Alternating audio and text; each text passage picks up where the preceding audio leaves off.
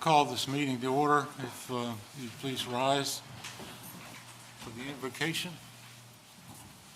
Heavenly Father, we thank you for this day. We thank you for all your provisions.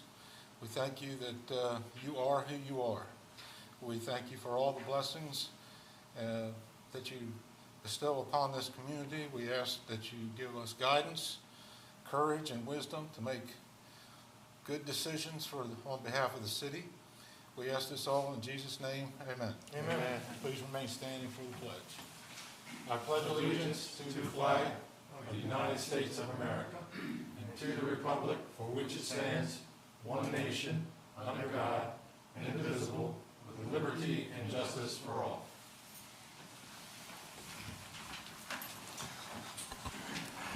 I'd like to welcome you to the meeting.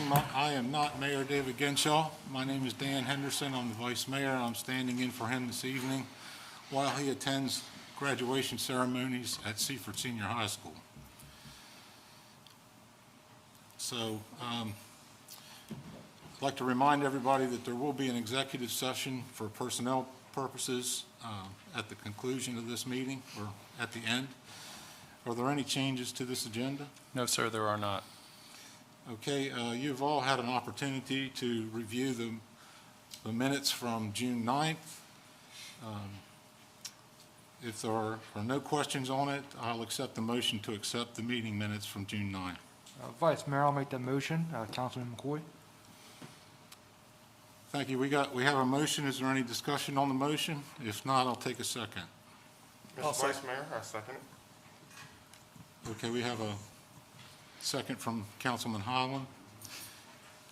So if there's no other questions on the motion, I'll take the yeas and nays. Councilman Santos? Yay. Vice Mayor Henderson? Aye. Councilman Holland? Aye. Councilman McCoy?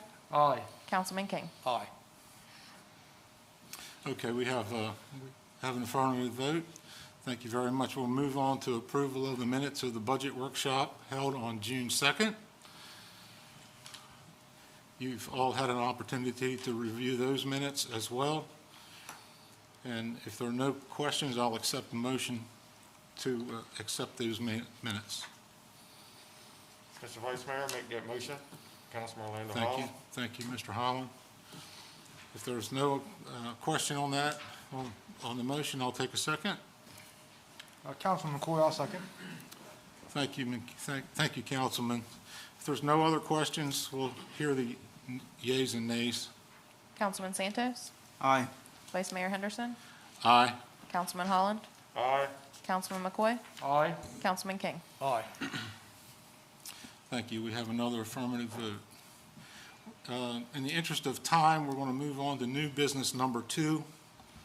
Present for approval a recommendation to extend the tap fee waivers program for the remaining portions of the calendar year 2020. All right, council has in their package a memo from our building official, Mike Bailey, who is here tonight. And some good news to report, the 20 in 20 program, where we've done this since 2010. We give developers who've installed all of their infrastructure in their developments, we give them free tap fees for the first, in this case, in this year, 20 building permits.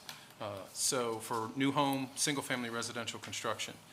Mike has put together the list of who's received it, and you can see there are 3 in the Bel Air development, and then the remaining are all Planners Drive, Pondview Lane, so Muirfield development. So the good news is this is the first year since 2010, and Mike ran a good since inception, all of the waivers that we've given and what the number has totaled as an incentive to developers. But you can see there, this is the first year that we've done that many residential single-family home permits. We're halfway through the year.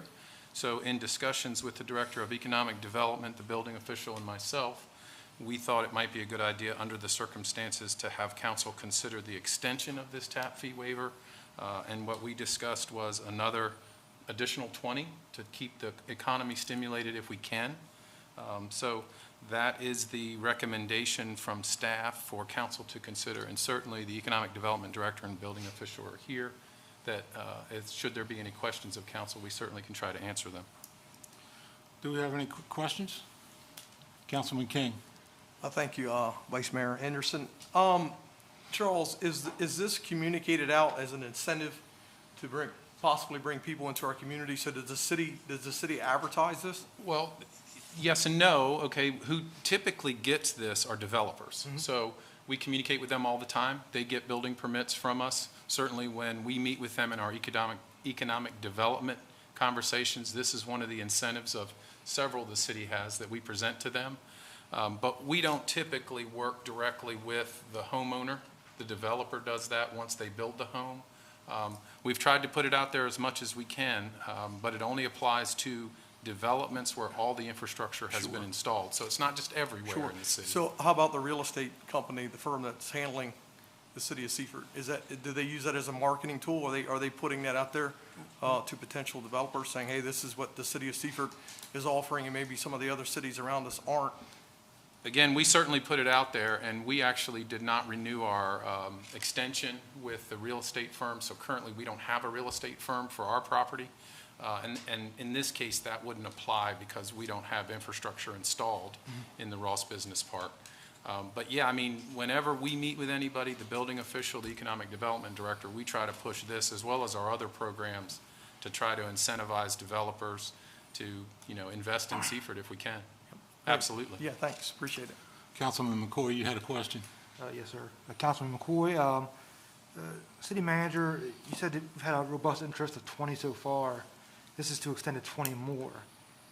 If you see continued robust interest and we go through these 20, is there an opportunity that we might come back again for another extension? Yeah, it's a good point, Councilman. Yes, we would track this just as the building department tracks it now. Should we run up against it closer to the end of the year? Absolutely, we have the option of bringing it back. I'm hopeful this pace of construction continues, but time will tell and we'll see, but absolutely, we would bring it back. There's nothing standing on our way to bring it back. The only thing, nothing standing in our way, the only thing I will say, in our discussions internally with staff, there is someone who was looking to obtain, was it 2 or 3 additional building permits, Michael? One for now. So we had someone who's waiting. So we instructed them, Mike reached back to them and said, hey, we're going to get this on the agenda and see if council will approve this. Just to let them know, we didn't want to have them get the building permit and then the next day it get approved, because this is substantial savings, as you can see. 10-4. Thank you. Any other questions? If there's no other questions, I'll receive a motion to accept. All right, Mr. Vice Mayor, I'll make the motion to approve the recommendation to extend the tap fee waivers program for the remaining portions of the calendar year 2020 as presented. Thank you, Councilman King. Is there any question on the motion? If not, I'll receive a second. Councilman Santos, I second it. Thank you, Councilman. If there's no further discussion on the motion, I'll receive the yeas and nays. Councilman Santos, Aye. Vice Mayor Henderson, Aye. Councilman Holland, Aye. Councilman McCoy, Aye. Councilman King. Aye. Thank you very much. We have another affirmative vote. I'm going to go ahead at this time at 7:08, close the, or recess the regular meeting and move into the public hearing. Good evening, everybody. Good evening. There are 3 items on tonight's public hearing agenda. The first being Lakeshore Motor Company LLC. It's a property located on Sussex Highway, consisting of tax map and parcel 331-3.00-193.00, 193.12, and 193.13. They're requesting final site plan review for a proposed 24,000 square foot automobile sales and service center. This is the properties out there. It's just north of the Hearst Ship Facility on Sussex Highway. It's farmland right now, currently being used, but they do have a site plan we're going to see for an automobile dealership. This is the final site plan as we received. Pretty much the same as we saw last time. No major changes to the overall site plan. They've worked out all the details on the utility extensions up 13 to get water and sewer out there to them. And there's on-site stormwater on there, some ponds and entrances at Sussex Highway and Bridgeville Highway in the front and back of the property. Here's a rendering of what the dealership will look like once it's complete. And it's a 24,000 square foot new automobile sales and service center. Building is to be fully sprinklered, and they require 1 parking space per 200 square feet. That equals 120 required parking spaces. They're providing 267, so they have an abundance of parking, which they'll need it for the parking of all the cars for sale, plus their customers and employees. They're going to have an on-site stormwater management, and it requires the extension of water, sewer, and electric to the site. They require approvals from State Fire Marshal, Sussex Conservation, DelDOT, and the city engineer for the water sewer extension, and they're waiting on those approvals to come back in now. It's just a few days out on getting them back from all those agencies. So, any questions? Have questions from council? If there's, go ahead, Councilman King. Councilman King, Mike, can we talk a little bit about the alternate 13? What that looks like? Are they going to have entrance exits off of 13 Yes, and sir. alternate? There's a full access entrance in the back there on 13A. It'd be on the left side of that screen. It's just on the northern property line behind the building. Thank you. Yes. If there's no other questions, I have one question, Mike. You referred to 267 spaces. Is there a cap on the number of spaces that are available for display? I mean, do you have to have a certain number available No, for customers? We don't have that. It's just the minimum. That's just the We minimum. have the minimum. The minimum is 120, but he's Yeah. putting in 267. Okay. Yeah, so- most of that's going to be for the car sales, but, yeah, we didn't get But into. there's no allotment. I mean, they could have a bonanza and just fill every space up with new cars if Right, the need arises, right? right. Okay. Okay, thank you.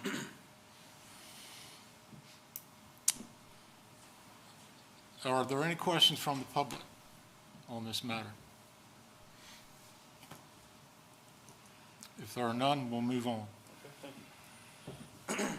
Item number 2 is for PTV 1125 LLC. They are located at 23643 Sussex Highway. That's tax map and parcel 331-5.00-63.00. Zoning is C2 Highway Commercial. This is for a sketch site plan review for a proposed 4,070 square foot 7-Eleven convenience store with fuel canopies, gas pumps, car wash, and associated parking. John Falkowski is here representing Becker Morgan, the engineering firm, and Ed Baker from PTV is here as the owner's representation. This site is currently the Dover Pool site, where they have their sales showroom and a large warehouse on site. Part of this plan is to fully demolish that site and redo it for 7-Eleven.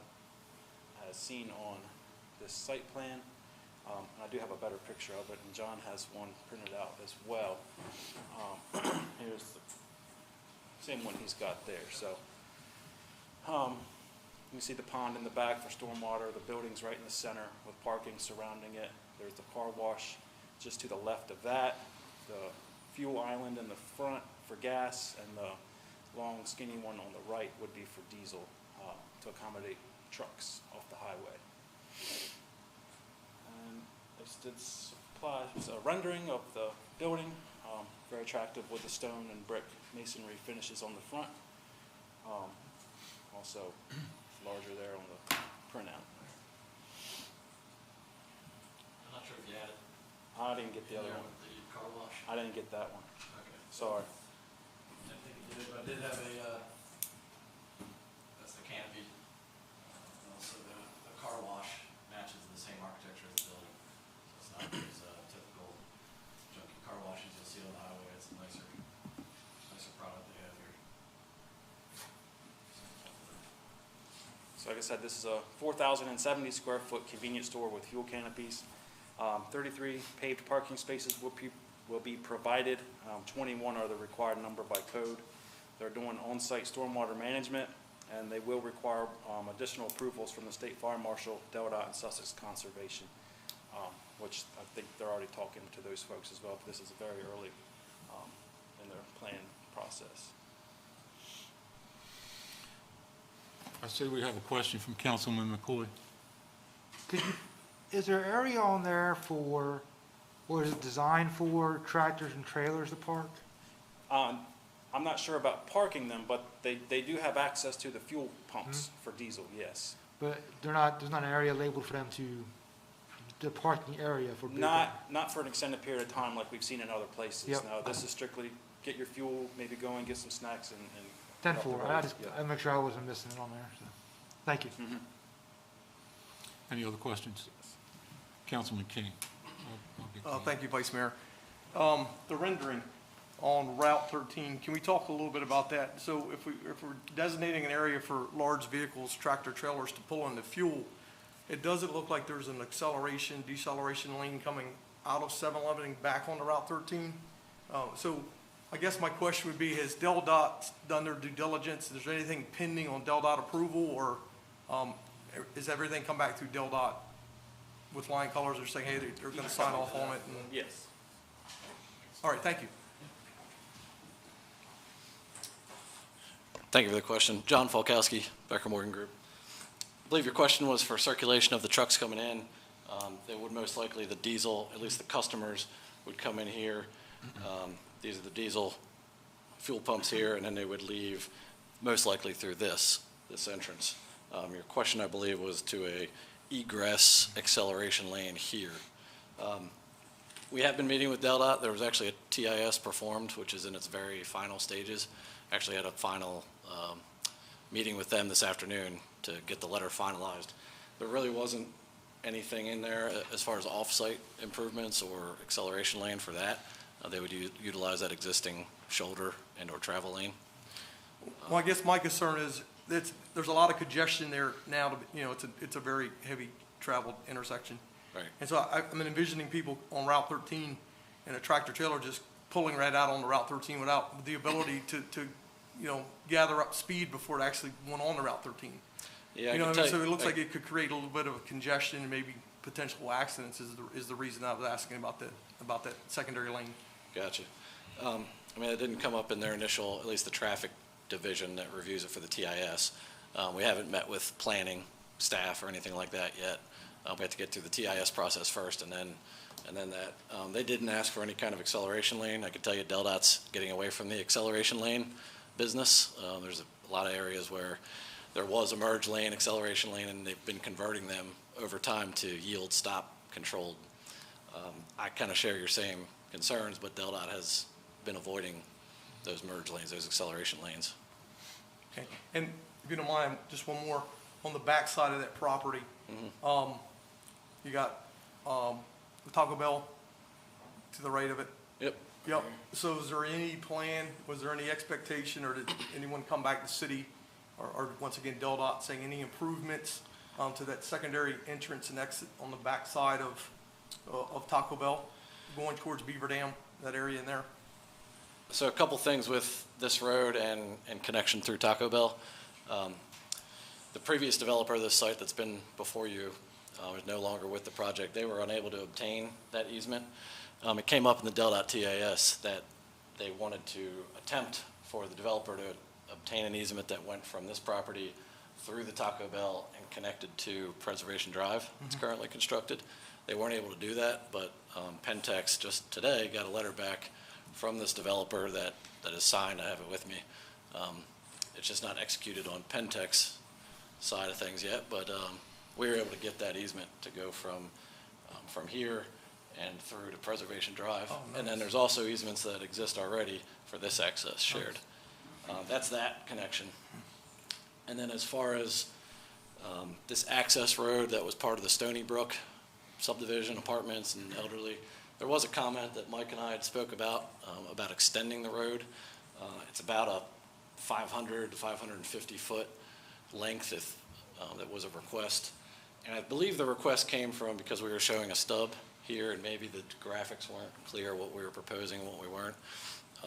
Our thoughts were just to provide a stub for a future access road that was a DelDOT dedicated right away. Our intention wasn't to build this, but I did see the comment came up on the sketch plan review. We'd be happy to provide the stub, but building the 5 550-foot road would be a very encumbering cost to the project. We would be happy to build a stub if this road is ever constructed or there's a sharing agreement, but right now Mike and I had talked about even eliminating this if that eliminated the need to build and extend the road. But that's all we know about that and that. If there's any other questions. Any other questions? I had the same question Councilman King did. Yeah. Stormwater management, there were some comments in the sketch plan review about outfalls and things. We're still looking at that. We did get very favorable infiltration rates. So the new DNREC and Sussex Conservation regs they prefer infiltration over other methods. So that's probably what we'll go for first. We have a fairly large area that we could manage it. So is there no outfall at this point?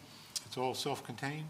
Well, there's outfalls along 13, and there is really no piped outfall in this area because it's unimproved. There is a drainage swale that runs along that side, and the site actually generally falls over to that way, but no outfall really. No outfall from this, the retention pond? They're very well may be, we just aren't to that point yet. Okay. We do have the good infiltration rates, but we would like to have some kind of overflow, likely to 13 or somewhere else. Okay.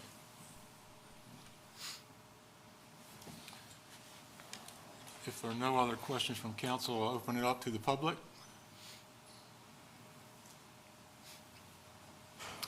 Without any other questions, we'll move on. Thank you. Thank you, sir. Thank you.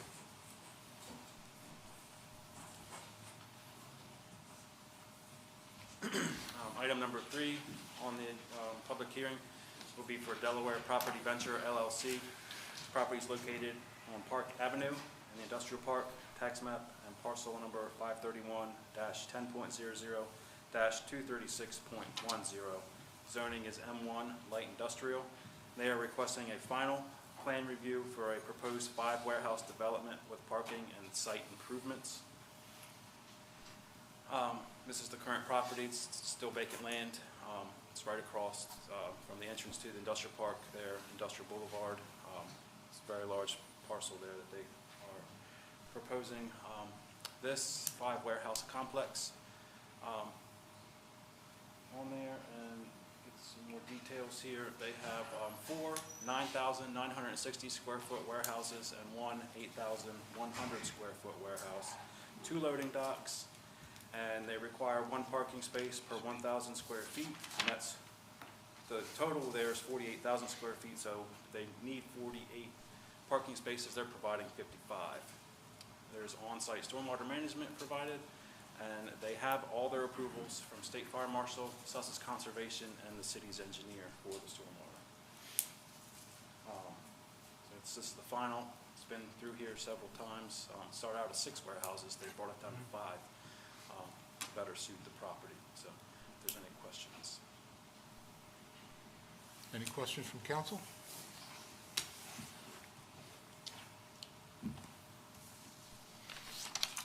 Any questions from the public?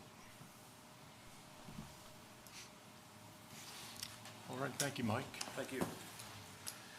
Go ahead and close this public hearing and reopen the regular meeting. Okay.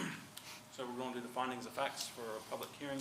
Item number 1, the project is Lakeshore Motor Company, LLC. It's located on Sussex Highway. Tax map and parcel 331-3.00-193.00, 193.12, and 193.13.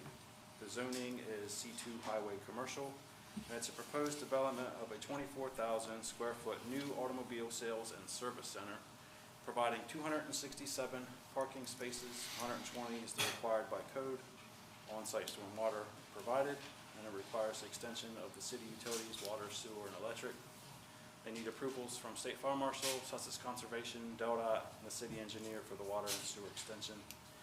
Planning and zoning did make a favorable recommendation to council at their meeting. Okay, seek a motion.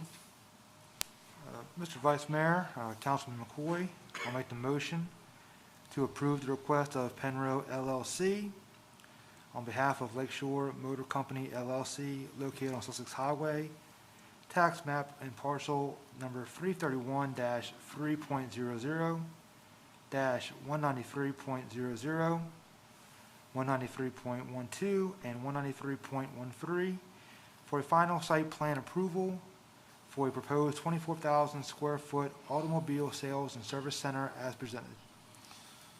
Thank you, Councilman McCoy. We have a motion. Do I hear a second? Councilman Landon Holland, Mr. Vice Mayor, I'll second that motion.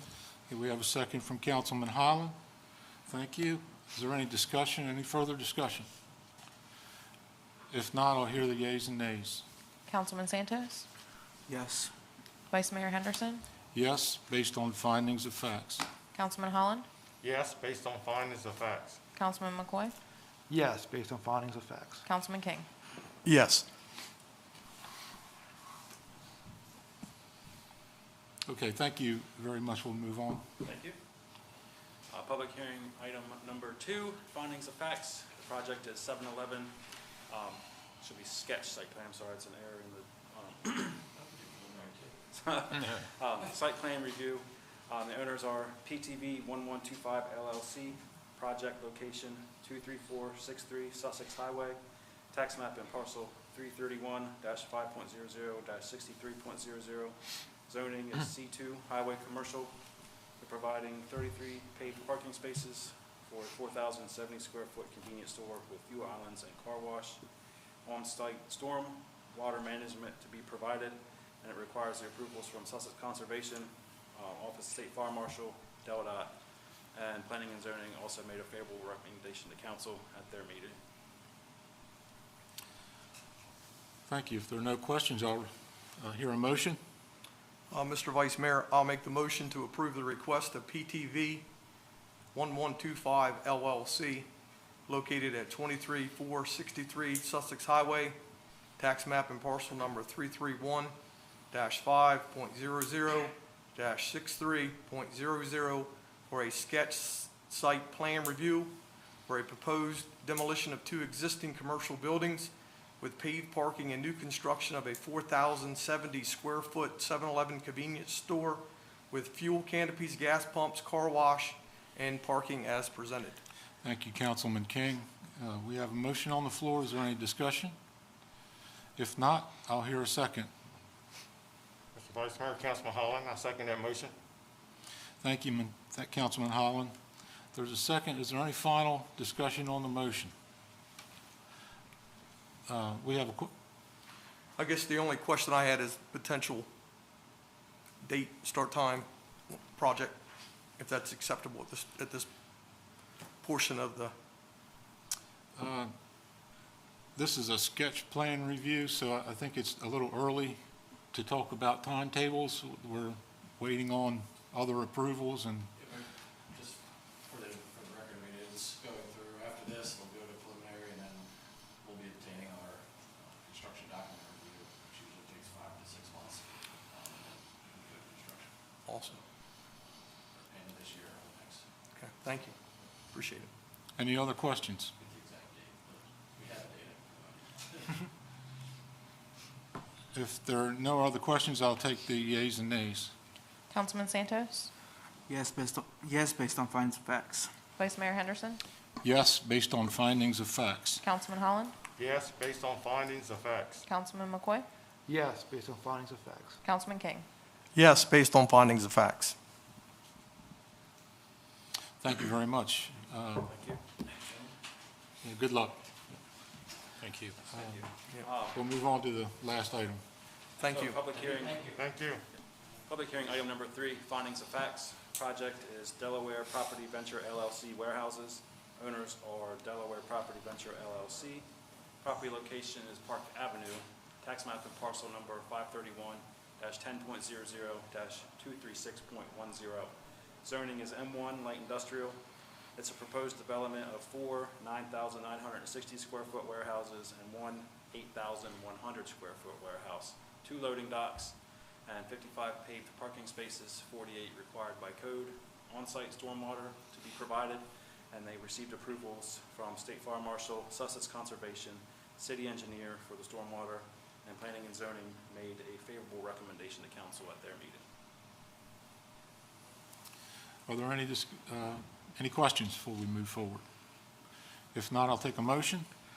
Mr. Vice Mayor, Councilman McCoy, I will make the motion to approve the request of Delaware Property Ventures LLC located at Park Avenue, tax map and parcel 531-10.00-236.10 for a final site plan review for the proposed development of 5 warehouse buildings with associated parking as presented. Thank you, Councilman McCoy. Is there any questions? If none, I'll receive a second. Councilman Santos, I'll second it. Thank you, Councilman Santos. If there are no further questions on the motion, then I'll receive the yeas and nays. Councilman Santos? Yes, based on findings of facts. Vice Mayor Henderson? Yes, based on findings of facts. Councilman Holland? Yes, based on findings of facts. Councilman McCoy? Yes, based on findings of facts. Councilman King? Yes, based on finding of facts. Thank you very much, gentlemen. Thank you, Mike. Thank you, Mike. We're going to move on to new business number 1. We're going to present for approval a policy outlining the live streaming of city meetings. Thank you, Vice Mayor. Council has in their package a draft policy, and I'll just hit some of the highlights. The purpose is to provide guidelines for the live streaming of various public meetings to be held at the City of Seaford. As council is aware, we had to start live streaming meetings as a result of the state of emergency declaration by the governor of the state of Delaware. That declaration is included, the original state of emergency language is included in your package. And it talks about having to live stream things from public bodies. So we've been doing that. We got the equipment installed, and we are doing that to be in compliance with the state of emergency declaration. We look for this based on our conversations that we are having, our weekly calls. We look for this to be modified at some point by the governor, hence the need for a policy when we roll out of that. So what this policy outlines is the procedures that we'll follow. Our city clerk, I should say that, Tracy Torbert, did the research on this, and this policy is similar to some of our peer communities. So we didn't make this up. We did the research, figured out what other communities are doing. And what this recommends is, to the extent possible, all city council meetings will be live streamed through the city's Facebook page, city's website, and city's YouTubes. Obviously, executive sessions will not be live streamed. Other public board, commission, or authority meetings or public forums may also be live streamed and recorded at the discretion of the mayor, and provided live streaming or video equipment and operators are reasonably available as determined from time to time by the staff of the City of Seaford under direction of the mayor. So what this policy outlines is just live streaming the council meetings, not the other board meetings, not planning and zoning, not some of the other meetings that we have. And part of that is there's only so many people who can operate that equipment. We're training more, but it is somewhat of a production that we have to go through. It's not a problem. We can do it so that if there is a meeting that the mayor decides he wants live streamed, a Board of Adjustment meeting, a planning and zoning meeting, he has the discretion to do that. We lay out in the policy about comments made from the audience. If you don't come to the podium, as is typical in our normal meetings, you're not on the mic, so you're not heard, so we lay that out. At the beginning of each meeting, the mayor or chair shall notify those present that the meeting will be live streamed on the internet and that the recording will be made publicly available. We want our public to know that they are being recorded. It will be available, and it'll also be published on the meeting agenda, as everyone's aware. And there may be situations where, due to technical difficulties, the live stream may not be available. We'll make every effort to do that, but if there is a device failure, malfunction, unavailability of social media platforms, power outages, things of that nature, it's beyond our control. We also give some guidance to the public by participating in public hearing portion of the meeting, which are live streamed, or making comment on an item being discussed. You are agreeing to be video and recorded, and it is not intended that audience members during the meetings to be recorded, and that the default position of cameras will be focused on council members and individuals speaking at the podium. So that's the way the room's set up. That's the way we do it. We don't zoom in on people that are visiting or anything of that nature. This is a policy that's been drafted for council's review. What we would intend to do, should council want to adopt this, when the state of emergency declaration gets modified and we're in essence back to normal business, then we would implement this policy. So I can't really give you an effective date. We did want to be prepared with it because we do see the state of emergency. Now that offices are opening back up, public's back invited, I believe now we're at 60%. That's the state of emergency declaration number 2 that's in there. So we have social distancing in the council room. We're allowed to have a certain number. So the restrictions at this point are easing. Now it could change. The state of emergency declaration could be reinstituted, so on and so forth. Certainly, if you have any questions, we can try to answer them related to the policy. Are there any questions? Councilman McCoy. So, a quick question. So, this is somewhat in reference to the governor's mandate. And if we go through with this and we have live streaming, and again, once down the line, we see it's not really effective. There's not many people turning into it or checking it out on Facebook or YouTube. Would we have to come back if we wanted to change it and make it, take a step back, so to speak? Would we have to come back through council? Yes, sir. I would suggest we would, because the policy, if this were adopted, the policy to the staff would be that, to the extent possible, all of city council meetings will be live streamed going forward. And you know, Councilman McCoy, you bring up a good thing. There may be a new technology or a new thing that emerges in a period of time that we may want to shift to or migrate to and leave live streaming behind. I don't know what that might be, but that could happen. But it's like anything else, modifications could be made and come back through if we wanted to do that. Absolutely. When we do policies like this, we look at them as living documents, and they need to be reviewed and changed based on the circumstances. Tenfold. Thank you. I have one, just more of a comment. So, once we get out of the pandemic and state of emergency, and I guess social distancing, I mean, at some point, we don't know if that'll ever go back to normal. And I think it's very important, it's critical that we keep our community abreast and informed of the decisions we're making.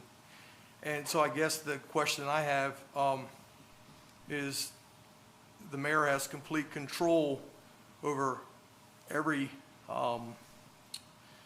what gets videoed or what gets sent out on the internet other than council meetings. And so is there any criteria or anything, or is it just him making a decision, hey, I think this is important, this isn't important? Or is that, I know you can't speak for him, but with the way that this is written, he would have complete control over what's sent out over the internet or what's televised other than the council meeting, if I understand this document correctly. Generally, you're correct. He has the final say, but it does state in here, as determined from time to time by the staff of the city of Seaford under direction of the mayor. So the way I envision it would be, if we had a meeting that was controversial and there were a lot of people that, you know, we've had meetings at the fire department because we anticipated a large crowd. That might be something where we say, okay, let's go ahead and live stream that meeting. Another example would be, very relevant example would be, if we had a resident that was less than mobile, you know, and had difficulty coming in via wheelchair or maybe other handicap, and they requested, hey, I'm interested in the planning and zoning meeting or the Board of Adjustment meeting, and would call staff or the mayor, we would certainly relay that and suggest that we accommodate that resident in that live streaming of that information so we could reach that individual or that group of individuals. You know, in no way is this meant to be that, you know, one person holds all this power to live stream or not. The big issue that staff needs to know and understand, we have to schedule the appropriate people to do it. They have to be here to be able to do it. Sometimes that calls for overtime, those things. So we can't do it at a moment's notice per se. Surely if it's a lunchtime meeting or during the day, it's a lot easier because typically staff is here.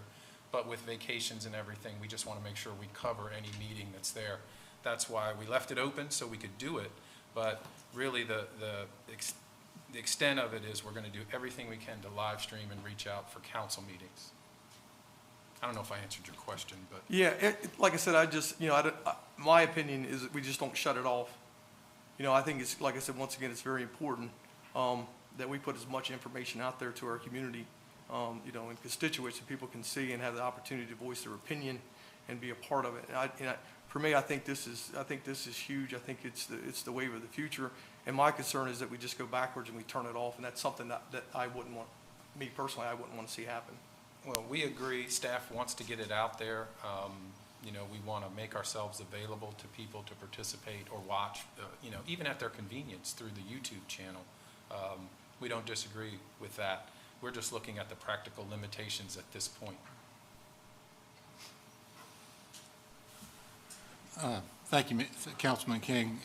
If I could just make a comment that our mayor, along with the city administration, had made plans to do live streaming anyway. And the pandemic only accelerated those plans. So I think that, you know, council meetings are a great place to start. But I think we ought to take it in cuts and bites to stress our IT people with every meeting of every public body is not only a technological challenge, but it takes a lot of human resources. So it's something that we certainly would grow into. I don't see that we're going to regress. I think it will progress as time moves on. Only it'll happen in steps and not gigantic leaps.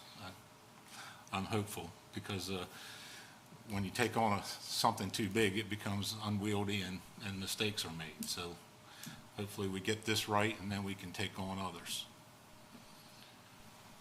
So any other questions or comments before we I just want to know, what are the costs associated with live streaming, and if we were to go and start streaming other meetings in the future, you know, how much? Well, there was initial capital outlay for equipment. However, the other time and overtime would be the factor, and I couldn't answer. You know, and you know, it's a good question. We have not run the number per se. The original equipment, and Trish is going to help me, I believe it was $14,000 to purchase it. We have the restreaming service that we have to pay on an annual basis. That's roughly about $150 or $160. Would you repeat that, because she's not on the mic? Just come on up, Trish. Yeah, see, this is another issue here, Yeah, okay. and I'll just illustrate it. Try and do- You know, Trish I just won't be on the Trish, being our Director of Economic Development and IT, makes a lot of presentations to council. So it's a lot to ask of her to run a live stream and participate in a meeting and be focused on that. So that's one of the other factors with a small organization. Yeah, so I apologize. I won't, the viewers won't see me at the moment. But we do have, so we had the initial outlay for the equipment, and then we have an annual cost for the restreaming service that actually takes everything in from the feed and disseminates it out to Facebook and to our YouTube channel. So we have those costs there. We don't have necessarily a storage cost, because as of right now, our capacity is not that big, so we're not really worried about saving the content on our YouTube channel. You know, as we approach those thresholds, we'll have to look at that, but that's where we are. And the personnel cost, you know, right now there are 2 that are trained in use of the equipment, both in the IT department. Trish and I have discussed another personnel in staff that will be trained to do it as well. Personnel costs are not high, because you figure most meetings last an hour, hour and a half at the most. So typically, if it's after hours, you're looking at overtime. Some employees take AT. So those costs aren't overwhelming.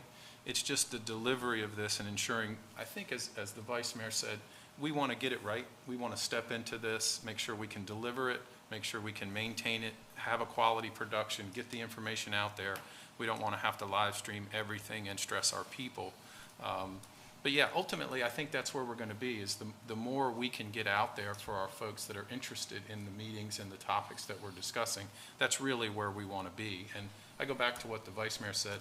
We budgeted this equipment in the FY20 budget, and then it did not come to reality. The pandemic accelerated the purchase, but we were on that track to do that even prior to that happening. Any other questions or comments? If not, then I'll receive a motion. Mr. Vice Mayor, Councilman McCoy, I'll make the motion to approve the policy outlining the live streaming of city meetings with an effective date to be determined by the modification of the state of emergency declaration as presented. Thank you, Councilman McCoy. If there's no questions on the motion, I'll receive a second. Councilman Vice Mayor, Councilman Len Hall, I make that motion. Thank you, Councilman Holland. If there's no other questions, I'll hear the yeas and nays. Councilman Santos? Aye. Vice Mayor Henderson? Aye. Councilman Holland? Aye. Councilman McCoy? Aye. Councilman King? Aye. All right, thank you. We want to move on to old business. We want to present for approval a funding plan for Phase 1 of the Oyster House Park project along Nanticoke River. Good evening. Good evening. Good evening. As council was aware, at our last council meeting, we had on the agenda to present the funding plan from our partners, the Chesapeake Conservancy. We've been working with them. They've been working tirelessly, beating the bushes, looking for all grant funding sources. And so they have been able to provide a funding source for the Phase 1 of the project, which is the boardwalk, the extended riverwalk, the deck plane, and the riprap around the shoreline. So you'll see in your funding plan, they've received all in across the board. It's broken out into phases, but all in, they've received commitments for a total of $1.4 million, which is fantastic.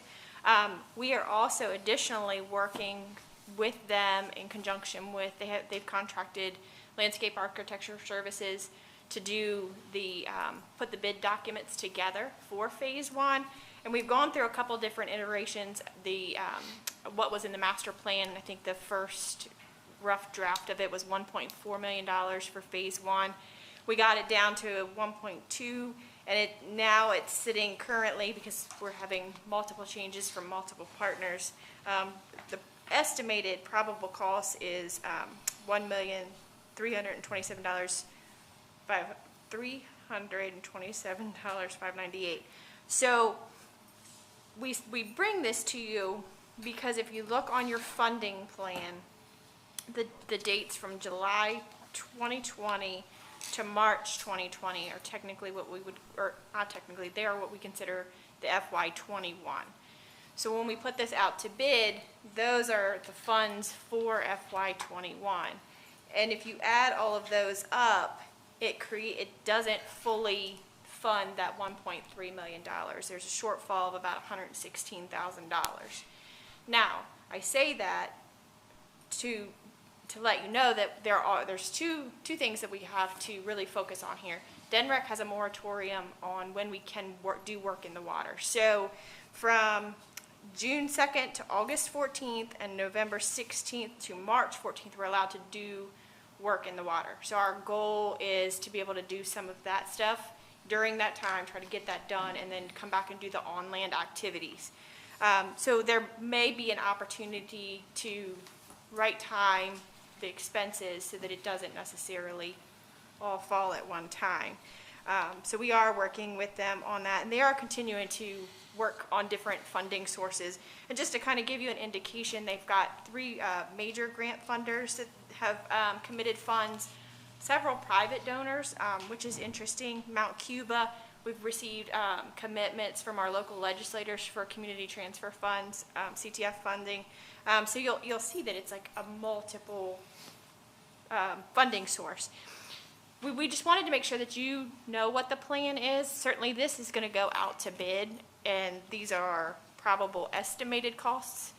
The bids could come in much higher, and then we really can't do anything, or ideally the bids could come in much lower than what the engineer is recommending or saying at this point. So we really just wanted council to be aware of where we stood at this moment. Again, we are still working through these bidding documents with LAS. So once we get those finalized, probably within the next month and a half, we're hopeful to get that out. And those bids will come back before council for recommendation. You will ultimately have the decision of, yes, we can, we've got the funding in place, we can move forward, we can do that, or, bids were way out of our ballpark and, we need to drop back and punt. So, any questions on those that I can answer? Sure. Yeah, Trish, reading the document, if I understand it correctly, it's saying so they're 116,000 short at this period. So In the FY '21, they have funding commitment that would actually, if we didn't have fiscal years as boundaries, they have the full commitment. But if we're looking specifically at that FY '21 boundary, there is that $116,000 shortfall. Does that make sense? it does. And I guess my question would be, are they continuing to Absolutely. solicit Absolutely, yes. funding? Yes, sir. Okay, cool. Yep. And so you have a letter of commitment. So is that somebody just saying, hey, so they technically don't have the revenue in hand? Is someone saying, hey? No, they do have revenue okay, on good. some of it's grant awards, they have to go through their process, but they did, like with the Longwood Foundation, they went through their grant process last September and got awarded, the funds from them back then. So it's just all the process that they have to go through as well, so, yep. Okay, awesome. Thank you. Yep, it's Thank you. exciting.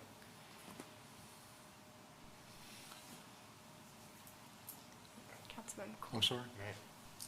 Oh, I'm sorry. Go ahead, Matt. It was more for City Manager Anderson. Yes, sir. Now, I don't want to be all doom and gloom on these projects, but I want to be realistic too. This is a major project, a major investment, funds, time, energy, everything. I don't think anybody really knows the financial impact this pandemic's going to have collectively. I think we're feeling it now, we're going to continue to feel it for quite some time.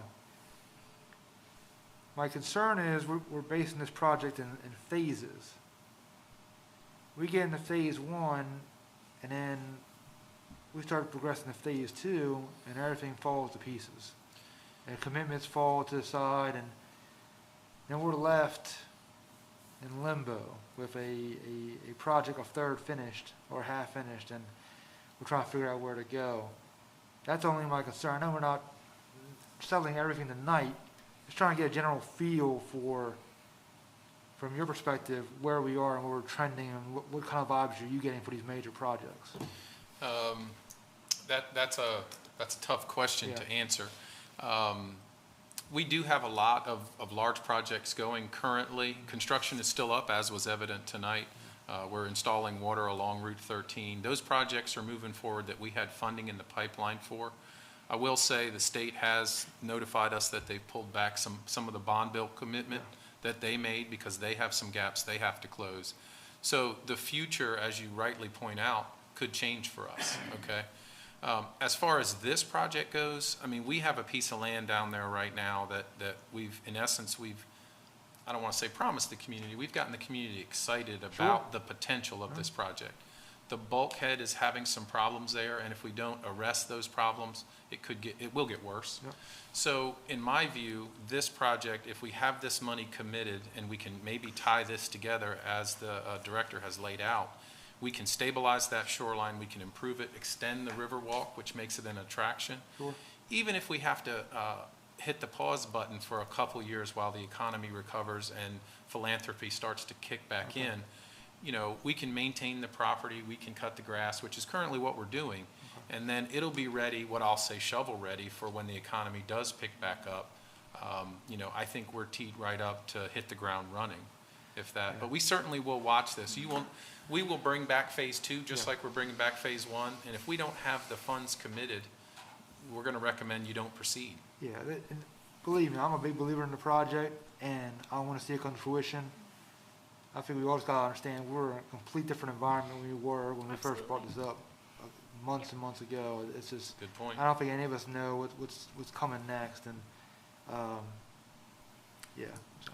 But in addition to what the city manager said, when we hosted some of the grant funders last fall, in the beginning of the fall, and they came down and, you know, we toured them through the property, and, you know, yeah, it's great, but they couldn't see anything. They're like, Yeah. they really wanted to see that we were gonna do something. And one of the things we've heard from the Conservancy, we get through phase one, we have a tangible, visible product that these funders will say, okay, yeah, we see your vision, you really truly are moving that direction. Granted, the environment we are in today is slightly different, Yeah. and that plays a factor, but there is that potential too. Thank you. Yep. Any other questions? Ju- Councilman Just King? one more, Trish. Yeah. Councilman King. So 1.3 Phase 1, what's total, if you had to guesstimate, The what's total all- of the Oyster House Park? the total The project. total Oyster House Park Yep. is just over $6 million. 6 million, okay. Yep, and that is not, correct me if I'm wrong, it is not inclusive of the sewer? I believe you're The sewer correct. relocation that has to be done Okay. in between phase one and phase two. Okay, thank Yep. you, appreciate it. Any other questions I can answer? I don't think so. Thank you. Thanks, guys. Thank you, Tricia. Okay, if there's no other questions or comments, I'll receive a motion. Mr. Vice Mayor, Councilman Landon Holland, I make the motion to approve the funding plan for phase one of the Oyster House Park, projected along Nanticoke River, and authorize city staff to proceed with the bidding process for the project as presented. Thank you, Councilman Holland. If there's no questions at this time, I'll receive a second. Councilman McCoy, I'll make a second. Thank you, Councilman McCoy. If there's no further discussion, I'll take the yeas and nays. Councilman Santos? Aye. Vice Mayor Henderson? Aye. Councilman Holland? Aye. Councilman McCoy? Aye. Councilman King? Aye. Thank you very much. We have progress. So looking forward to seeing that move forward. City Manager Anderson, we have some meetings coming up. Yes, sir, we do. Just a reminder, June Merritt, Director of Finance, will be the acting city manager from June 27th through July 5th, 2020. I'll be on vacation that week, just so everybody's aware.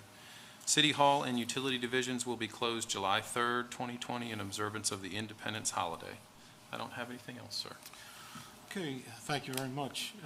We'll go ahead and move on to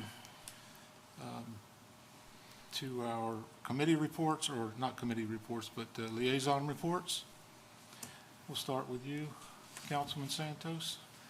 Yeah, Councilman Santos. Mine's kind of brief, but I did meet with Charles, Trish, and June today, and they mentioned that the mayor and the governor have been having some phone calls related to COVID-19, that right now we have seen a decrease in cases. That Nanticoke Hospital had 2 people, I think.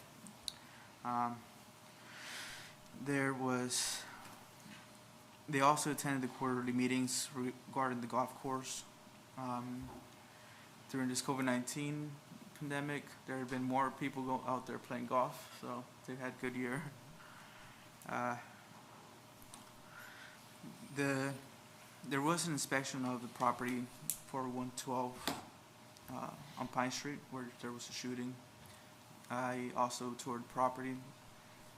From my understanding, it was an isolated incident, and the cause was due to code violations. A lot of people were living in the property that, you know, too many people were living in the property that weren't supposed to be there. The staff also helped out with cleanup week. Let me see. And that concludes my report. Thank you, Councilman. We'll move on to police and fire, presented by myself, Dan Henderson. We have a report from Chief John Wilson. Alarms to date as of yesterday, 6/22. There were 335 fire and rescue calls and 1,514 EMS calls. As you scroll down through, you'll see some of the significant calls. All apparatus are currently in service. The EMS department division is reporting an increase in total number of EMS calls, but a decrease in COVID-related calls. Training has resumed, so they're doing live training now. And the fire department did participate in a couple of significant events. They held services or honored the past chief and president, Spuck Bennett, who was more than just a firefighter. He was a community pillar, and he made an impact on this community, and he will be missed. They also did a drive-by for the outgoing city council member, Bill Mulvaney, who thoroughly enjoyed the festivities. That was really neat to be a part of, and we thank every department for their participation. Moving on to police activity, you'll see the total number of incidents, and moving on, I'll move down. There were some significant events which Councilman Santos alluded to on June 14th. You'll see there the description of the activities and the response of the shooting on the 400 block of Pine Street on that evening, or night, so to speak. And pardon me. We'll move on down to one significant thing I would like to share with you is that on June 19th, the Western Sussex Boys and Girls Club Youth of the Year final event was on live stream. The Seaford Police Department would like to congratulate Allie Maurer, who was selected as the Western Sussex Boys and Girls Club Youth of the Year to represent Western Sussex Boys and Girls Club. She's also a past Seaford Police Department Youth Academy graduate, and congratulations. We are all very proud of your accomplishments. So that concludes my report. We'll move down to Councilman Holland. Thank you, Mr. Vice Mayor. Start on the code department. They issued 559 rental licenses were issued, and they are visibly doing violation inspections, and demo of 811 Hurley Park and 200 Front Street are complete. And Montessori School Building is progressing. Temporary classes, rooms, trailers are set up and ready to use. And on Parks and Rec side, they cleaned both pavilions at Rockman's, and they are ready for the public to use. And they met with Wayne and Dan Carter about potential horseshoe tournaments. And that concludes my report, Mr. Mayor. Vice So Mayor. it'll be Vice Mayor. Vice Mayor. Thank you, Councilman Holland. We'll move on to electric with Councilman McCoy. Thank you, Mr. Vice Mayor. Hit a few highlights on the report. I'll try to keep it brief. 2 members of the electric department helped out with cleanup week every day. Greg Brook and Jordan wired the meter for the Montessori school. They set the transformer and made up the terminators and energized the service for the Montessori school as well. There were several outages. A squirrel in Pine Street substation tripped the main breaker on transformer B, causing an outage on circuit 270, 280, and 290. They pulled in the primary wire and set the transformer for the Dolby lift station. I had various staff meetings, went with Charles to the Sunrise Motel about the extension of electric service, and attended the council meetings for budget adoption. Over the upcoming weeks, they're going to continue to work on a new Dolby lift station, continue changing the lights on Sussex Highway to LED, and to finish trimming the trees in Williams Pond Park, and start to work on the Montessori school in addition. And that has been my report. I did have a chance to tour with City Manager Anderson and Bill Bennett, and I highly recommend it. It's very educational. Being a tech nerd like myself, I found it very enjoyable. So that has been my report, submitted in its entirety. Councilman McCoy was like a little kid. Oh, I loved it. Yeah. It was great. Thank you, Councilman McCoy. We move on to Councilman King. Thank you, Mr. Vice Mayor Henderson. Unfortunately, I didn't have the opportunity to meet with my new department. This is my first week in the Public Works and Wastewater departments. I was on vacation, so I didn't have the opportunity to sit down with Mr. Mears and Charles, but Charles has extended that invitation. I'm excited about having the opportunity to ride around and get a better understanding of how the department works. I just really appreciate, like I said the last meeting, the opportunity to be the liaison for the Park and Rec and the Code Department. Really getting an insight of the amount of work and energy that goes into making our city great. So just a couple highlights from the report that Mr. Burley Mears sent. Of course, all hands were on deck for the city cleanup week. I had an opportunity to ride through the community, and I don't think there was anyone. I don't think there was anyone at City Hall. Everybody was out helping, and which is greatly appreciated.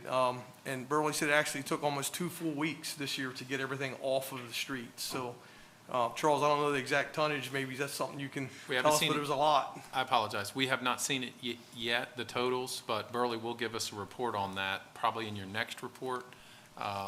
I believe, normally we budget about $20,000, maybe 25 on a high year.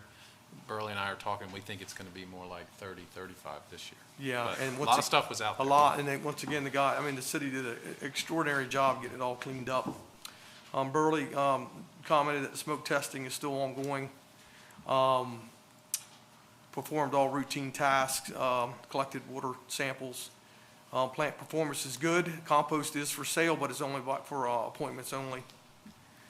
So now that they're through the cleanup week, they're going to catch up on some projects, and they're really going to be focusing on limb cleanup and removal. And of course, some of the things to come, they focus their attention on is replacing some of the fire hydrants. It's an ongoing project. And with that being said, Vice Mayor Henderson, that concludes my report. Thank you, Councilman King. With that, I'll accept the motion to move into executive session. So moved. I have a motion on the floor. To hear a second? I'll second. I have a second from Councilman McCoy. With no discussion, take the yeas and nays. Councilman Santos? Aye. Vice Mayor Henderson? Aye. Councilman Holland? Aye. Councilman McCoy? Aye. Councilman King? Aye. And we're going to move into executive session, and I now yield the chair to Mayor David Genshaw.